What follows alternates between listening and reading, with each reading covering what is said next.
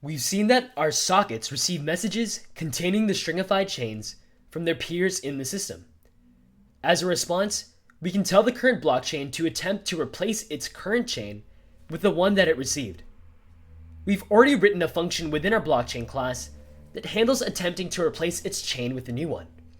It checks whether or not the incoming chain is longer, and if it has valid hashes through another validation function. So let's take advantage of that.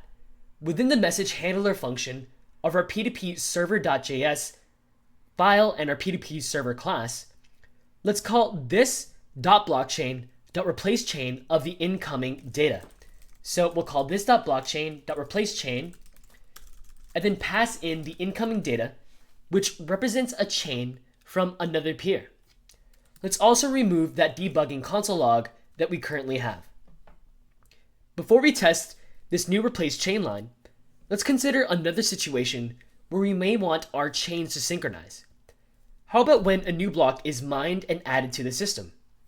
Whenever a new block is added to a chain, we should want each of our peers to be aware of that addition. So that way they're as up to date as possible with the longest chain that is in existence. To support that, let's write a new function within our P2P server, within here, that is called Syncchains. The goal of this function will be to send the updated blockchain of this current instance to all of the socket peers. To do so, we'll use a for each function that runs on each of our sockets. So we'll say this.sockets for each socket. So we'll have an inner function that runs on each of these sockets in the array, one socket object at a time.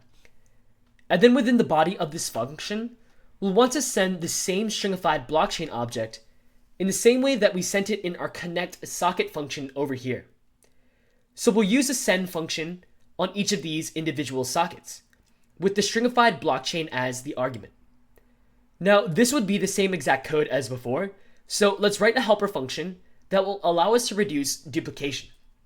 Let's have a function called sendChain that takes a socket as its parameter, and then the body of this function will be what we're currently doing within connect socket. So let's cut that, paste it in sendChain, and then sendChain now calls socket.send JSON stringify this.blockchain.chain on the passed socket. Now in connect socket, we'll want to call the helper function. So let's do this.sendChain and socket. Since after all, we removed this functionality, well, we got to use the helper function now. And now we're ready within Syncchains to actually use it to send the chain for each individual socket object. So we're going to send this current WebSocket server's chain to every single socket that it's connected to. Great. We've now supported the ability to synchronize the current blockchain and ask each of the peers to possibly replace their own chain with the blockchain of this instance. Let's actually use this new Syncchains function now within our application code. So in the index.js file of the app directory, we want to sync the chains at the addition of every new block within this mine function. We have our P2P server instance and the mine function within this app. So let's combine the two and call the P2P server's Syncchain functionality so that way we can send a synchronization every time a mine occurs.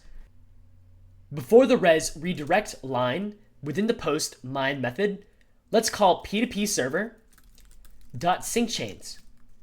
Perfect. Now that we've added chain replacement and synchronization, let's actually test both of these new features. We'll test this by firing up a blockchain instance, and again making a couple post requests to the mine endpoint in order to add some blocks to the original chain. Then we'll fire up a second instance. Since we have the replace chain function with our message handler now, this second instance should automatically sync its chain with the longer one of the first instance. And then again, let's try to add another block to that first instance. And as a result of that, because of our update to the mine method, we should see that our second instance picks up the new block as well. With that, let's head to the command line and fire this up. For the first instance, we're going to launch it with npm run dev. And if you have some instances running previously, go ahead and kill those with the Control C option. All right, great. We're listening on the default connections. And now open Postman. Hopefully you have the method from the previous test still there, which is the post method to localhost 3001/mine. Its body is raw JSON, and then the data is foo. And let's click send just a couple times, and as a result, we get a new blockchain which has 2 foo blocks within its data. All right, great. Now let's continue the test by firing up the second blockchain instance within our command line. The second blockchain instance, we're going to have to change some of the ports. We've done this a couple times already, so let's go through this a little more quickly. HTTP port 3002, P2P port 5002. Our one peer is the currently running application at WebSocket port localhost 5001, so that's ws://localhost 5001. And then we hit npm run dev. And as we do so, great. As soon as we fired the application, we get our message that it's running on 5002 for the HTTP server, 3002 for the peer-to-peer server, a socket connected, and would you look at that, we're seeing that we're replacing the blockchain with the new chain. That's great. So it sounds like it got the chain from the first instance, and then since that chain was longer and was valid, it replaced its own chain and updated itself to be in sync with the longest chain in the system. And we can confirm this by going back to Postman.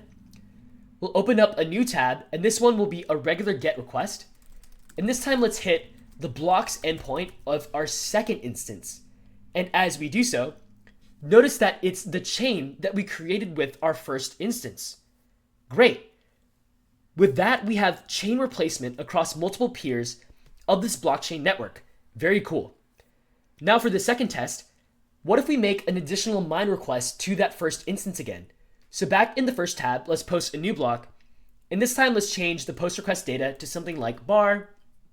And as we send and you scroll down, the original chain updates of the first instance. But now for the moment of truth, when we go to the blocks of the second instance and we redo this request, well, would you look at that? It updated as well, and it synchronized its chain. Very cool. The new chain updates with an even longer chain, representing the addition of a new block. That wraps up chain replacement and synchronization for multiple nodes in our blockchain network.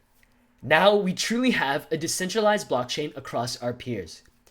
As new peers come in, they will receive the updated blockchain.